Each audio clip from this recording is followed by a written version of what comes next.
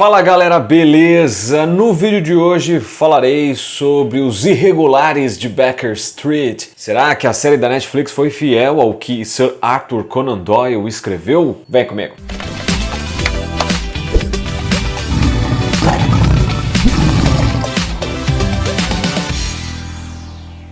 Muito bem. Antes de mais tudo, você tem que se inscrever no canal, você tem que curtir o vídeo, ativar o sininho para receber notificações e ajudar a gente a crescer, beleza? Muito bem, você já deve ter visto, assistido ou ouvido falar dos Irregulars, ou os Irregulares de Baker Street, mais nova série da Netflix.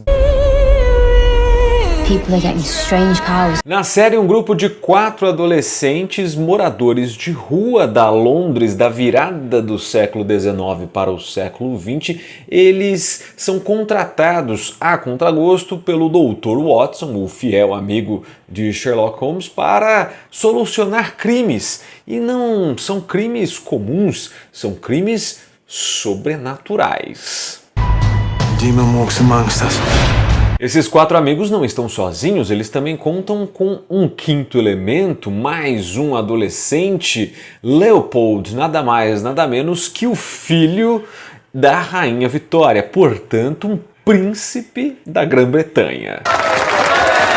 Esses são os Irregulares da Netflix. E os Irregulars de Conan Doyle, quem são? Não sei. Os Irregulares de Conan Doyle aparecem em 2 livros de Sherlock Holmes. A primeira aparição se dá justamente no primeiro romance envolvendo o detetive, Um Estudo em Vermelho. Depois eles aparecem novamente em Um Signo dos Quatro e, por fim, também aparecem em um dos contos, precisamente O Corcunda, escrito, publicado em 1893. Na literatura, os Irregulares são crianças que foram recrutadas pelo próprio Sherlock Holmes e que também são moradoras de rua. Eles servem como uma rede de contato, são os olhos e os ouvidos do detetive, ou seja, eles fazem coisas que Sherlock não consegue. Eles conseguem estar em ambientes que Sherlock não consegue.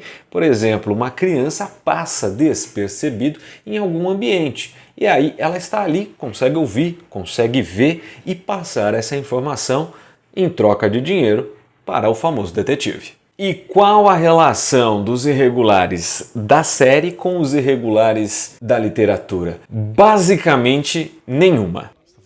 Sério, nenhuma, porque se não fosse por Londres da época vitoriana e também por colocar o próprio Sherlock Holmes e o Dr. Watson no meio da história, a história poderia caminhar muito bem de forma independente, sem fazer relação à literatura de Conan Doyle. A série, para quem pôde acompanhar, ela foi muito bem produzida, tem um enredo interessante, mas assim, ela se descola totalmente do cânone, da literatura oficial que envolve Sherlock Holmes. E aí tem alguns pontos que precisam ser destacados aqui. Antes de eu começar a dizer as diferenças, se você é uma pessoa conservadora no sentido de preferir sempre a coisa original, cara, nem assiste essa série. Sério, nem vai atrás, porque olha, ela é muito diferente. E eu vou começar a colocar os pontos aqui. Já avisei que vai dar merda isso. Primeiro de tudo, Dr. Watson é gay. É o quê? É isso. Ele tem uma paixão enrustida por Sherlock Holmes. Ele é um amor, assim, escondido pelo detetive. Então isso você percebe ao longo do enredo e até o momento em que ele fala isso abertamente, muito diferente do que acontece na literatura oficial, em que ele é casado com Mary, né? E depois de morar um tempo com Sherlock, ele vai e começa a morar com a esposa. Eu não vejo problema nisso, mesmo porque o enredo te leva a entender isso muito antes dele admitir, então isso estava muito bem inserido dentro do contexto do que era a série. Então para mim não foi nenhum tipo, oh meu Deus, o que vocês fizeram com o personagem. Elementary, my dear Watson. Agora eu vou colocar aqui uns 3 pontos que me incomodaram nessa adaptação, nessa releitura do que é a obra de Sherlock Holmes, porque ela sinceramente ofende a nossa própria inteligência. Primeiro de tudo, Sherlock Holmes sempre foi um cara cético e lógico. Ele nunca acreditou em fatos sobrenaturais. Sempre achou que aquilo que era sobrenatural tinha uma explicação humana e lógica por trás disso. Foi assim com o cão de Beckersville, né? Os cães de Beckersville, e por aí vai com outras histórias. Sherlock Holmes é retratado como um imprestável praticamente, né? Um viciado em drogas, um derrotado, uma pessoa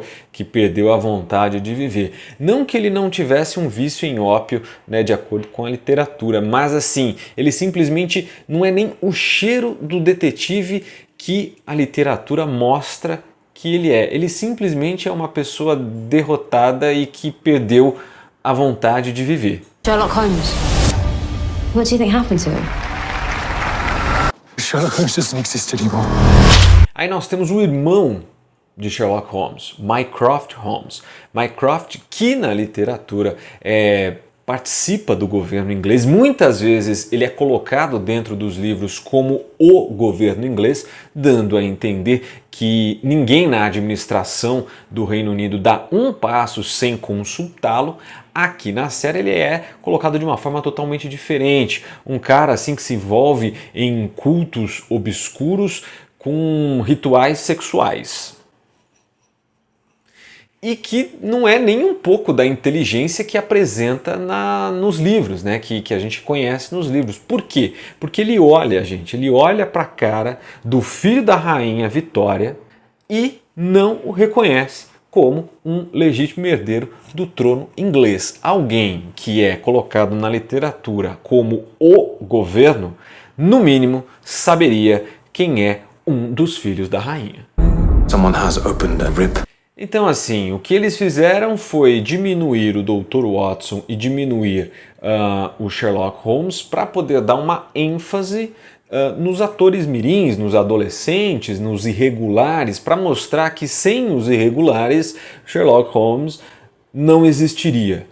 Basicamente é isso. É uma série voltada para adolescentes e que faz uso, né, do sobrenatural. Como eu disse aqui, ela é super bem produzida, tem um enredo interessante e que funcionaria perfeitamente como se fosse uma outra série qualquer que não usasse o nome de Sherlock Holmes. Mas, né, Sherlock é uma grife que atrai certo público, como eu fui atraído a assisti-la. Então dá para entender o que eles quiseram fazer aí. Ah, mas eles podem fazer isso com o personagem Sherlock Holmes, descaracterizá-lo tanto assim? Podem, eles podem fazer isso sim, porque o personagem Sherlock Holmes já caiu em domínio público, ou seja, você pode fazer uma livre reprodução e uma livre releitura do personagem sem pedir autorização para os herdeiros da obra de Conan Doyle. É verdade. Eu poderia falar aqui sobre outras adaptações, boas, ruins, né, ao longo dessa história de Sherlock Holmes, algumas que eu assisti, né, no meu curto período de vida, mas aí seria um vídeo assim muito extenso. Eu queria focar mesmo nessa série da Netflix, que tem muita gente comentando, queria dar aqui também a minha opinião, mostrar para vocês terem conhecimento dessa série e aí ficar a cargo de vocês se vão assistir ou não e por quê. Gostou ou não gostou? Comenta aí que eu também quero saber a sua opinião. Então é isso, galera, espero que vocês tenham gostado do vídeo de hoje. Olha, você não se esqueça de me seguir lá nas redes sociais, o @lendocomleão e o Pedro_Leão, ambos lá no Instagram. Tem também o meu podcast, um bate-papo semanal sobre literatura com meu amigo Leandro Las Casas. Todas as quinta-feiras, um papo sobre livros e universo literário em todos os aplicativos de música, inclusive no Spotify. Beleza? Fui!